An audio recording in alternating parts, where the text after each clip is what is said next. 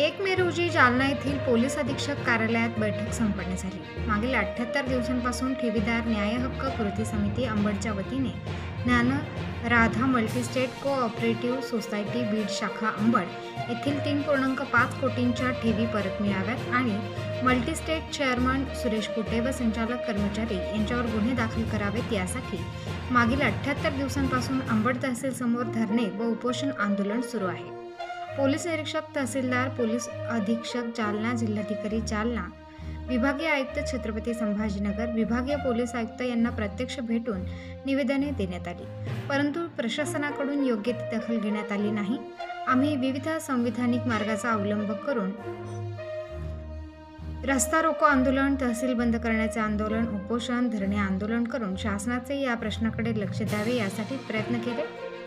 दिवसाढवळ्या करोडो रुपये लुटणारे सुरेश कुटे यांच्यावर गुन्हे दाखल होत नाही। 1 मे रोजी कामगार दिनी सर्व कामगार कष्टकरी 102 ठेवीदार पोलीस अधीक्षक कार्यालय जालना येथे मुंडन, नग्न आंदोलन तसेच आत्मदहन आंदोलन करणार आहे। आदर्श आचारसंहितेच्या नावाखाली हे आंदोलन दडपण्याचे काम प्रशासनाकडून सुरू आहे असे आरोप ठेवीदारांकडून होत आहे। 29 एप्रिल रोजी पोलीस निरीक्षक, महसूल अधिकारी, ठेवीदार व ज्ञानराधाचे संचालक यांच्यासोबत तहसीलदार यांच्या केबिनमध्ये एका बैठकीचे आयोजन करण्यात आले होते, परंतु या बैठकीत ज्ञानराधाचा एकही प्रतिनिधी उपस्थित नसल्यामुळे ही बैठक निष्फळ ठरली।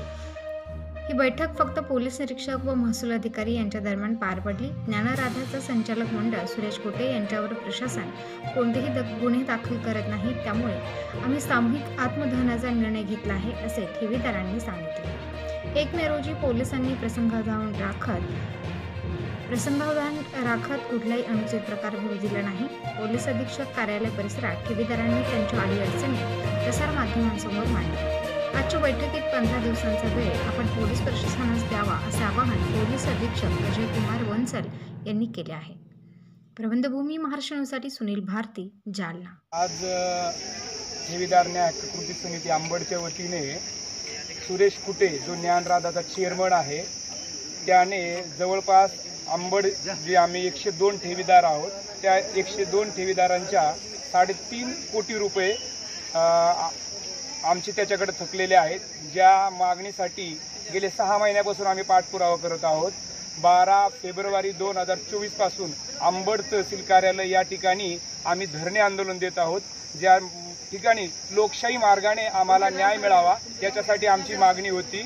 जो आमचा म्हणजे आज 77-78 दिवस झालेले आहेत, आमच्या जे ठेवी आहेत सभासदांच्या ठेवी परत मिळाव्या याच्यासाठी आम्ही हे आंदोलन चालवलं होतं। सर्वात अगोदर आम्ही 10 दिवस उपोषण केलं। उपोषणानंतर अंबड बीड जो जालना बीड रोड आहे त्या ठिकाणी रितसर निवेदन देऊन संविधानिक मार्गाने रास्ता रोको केला।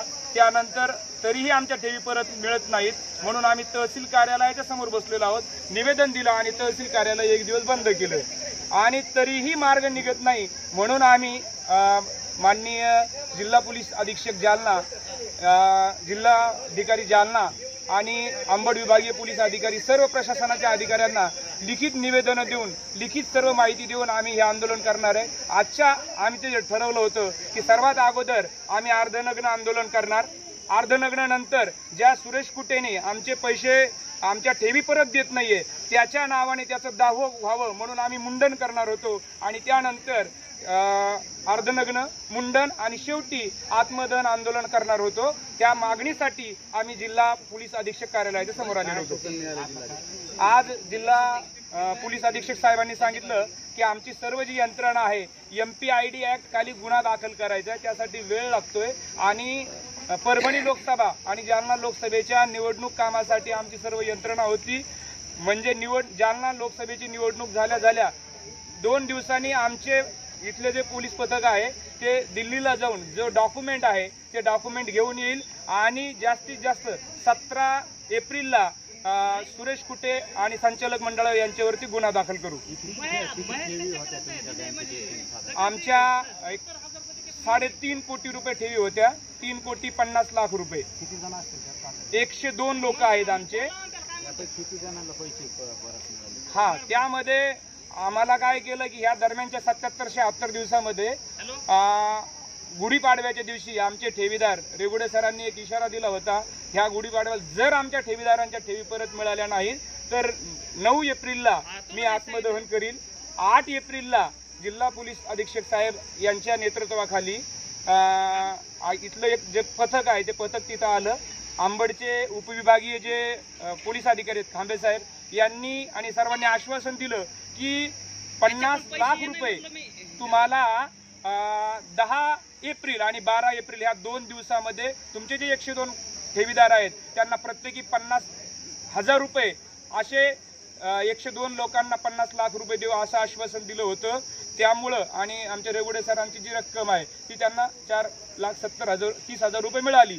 परंतु ते जे आतापर्यंत जे आश्वासन आहे आजपर्यंत, आज 1 मे आहे, जे 50 लाख रुपयाचे आश्वासन मोठे उच्चपदस्थ अधिकाऱ्यांना दिलं होतं ते आजपर्यंत पूर्ण झालेलं नाहीये. फक्त त्यामध्ये जवळपास 32 लाख रुपये त्यांनी दिलेत. आजही जवळपास 18 ते 20 लाख रुपये त्यांचे देण्याचे बाकी आहेत.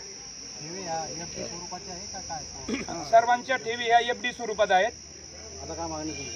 आता आम्ही जे जिल्हा पोलीस अधीक्षकांना सांगितलं, जर 17 तारखेला जर गुन्हा दाखल करणार आहेत, दरम्यानच्या काळामध्ये जे गोरगरीब ठेवीदार आहेत, ज्यांना अनेक असे ठेवीदार आहेत ज्यांच्याकडे मुलं नाही आहेत किंवा अनेक गोरगरीब आहेत, मजुरी करून त्यांनी पैसे जमवलेले आहेत, असे छोटे छोटे ठेवीदार आहेत. या सर्व ठेवीदारांना, काही स्त्रियांच्या मुलींचे लग्न आहेत, एका स्त्रीच्या आईच्या डोळ्याचं ऑपरेशन आहे, असे जे छोटे छोटे विषय आहेत या सर्वांना न्याय द्यावा या मागणीसाठी आम्हाला जिल्हा पोलीस अधीक्षक साहेबांनी सांगितलं की यांना प्राधान्याने आम्ही लवकरात लवकर जे विशाल खांबे सर आहेत, उपविभागीय पोलीस अधिकारी अंबड आणि पोलीस निरीक्षक अंबड नातन साहेब यांना दोघांनाही सांगितलं की या संदर्भात तुम्ही जास्तीत जास्त यांना ज्या ठेवी आहेत ठेवी परत मिळवून देण्यासाठी 17 तारखेच्या दरम्यान प्रयत्न करावा.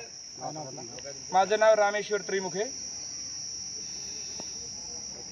ताज्या व महत्त्वाच्या बातम्या बघण्यासाठी प्ले स्टोअरवर जा, प्रबलभूमी ॲप डाउनलोड करा व या धावपळीच्या जीवनात अपडेट राहा.